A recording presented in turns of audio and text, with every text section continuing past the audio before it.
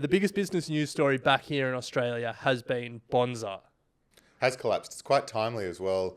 When we flew into Proserpine, which is the local airport up there, it was packed with Bonza planes, and I'd never flown Bonza. And I even went searching flights between the routes that we, generally take Sydney to Melbourne or whatever. They don't do that route, I don't think. Yeah, they also aren't. So let's start at the beginning, because even in what you just said there's a couple of unique aspects of their business model that didn't quite work. So started operations on the 31st of January 2023.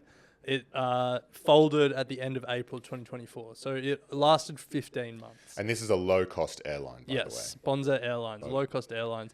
For Australia, that's their tagline. But the two things that what you just said there flagged. First of all, they weren't flying in and out of the major cities. They were trying to fly regional routes, underutilized and unserved routes between regional and domestic cities through a point-to-point network model similar to that of Ryanair in Europe. Mm-hmm. So that's the first aspect of their business that ultimately didn't work. Australia isn't Europe, and it turns out Wagga to Gold Coast isn't Manchester to Milan. Yeah. Yeah. This is something I was thinking about when it was on the news. It's just like, did they not model this?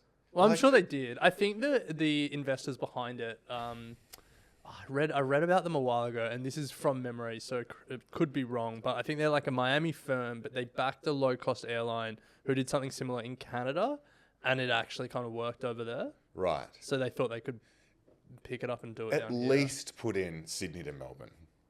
At least. Well, as we shared on our Instagram maybe a week ago, most valuable airline route. Yeah, Sydney to Melbourne. Exactly. Throw it in there. Maybe they didn't get the airport spots because we know the challenges that's that part of it, the challenges that Qantas pose with Qantas, Jetstar, Virgin, like that. It's ultra competitive, high cost. High cost, yeah. So they probably need to wait for Badgerys Creek to open here in Sydney, but too little, too late. Yeah.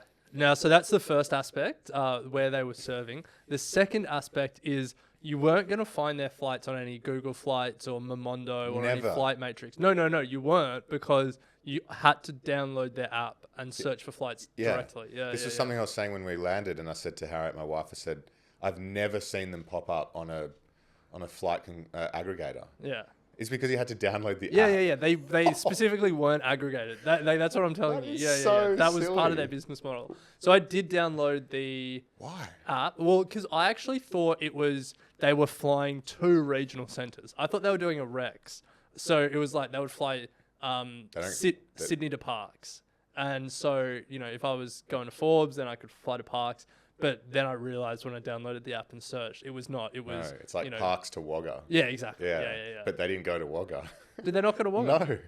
Oh. They couldn't get to Wagga. It was the other part of the model was it was highly concentrated on Queensland.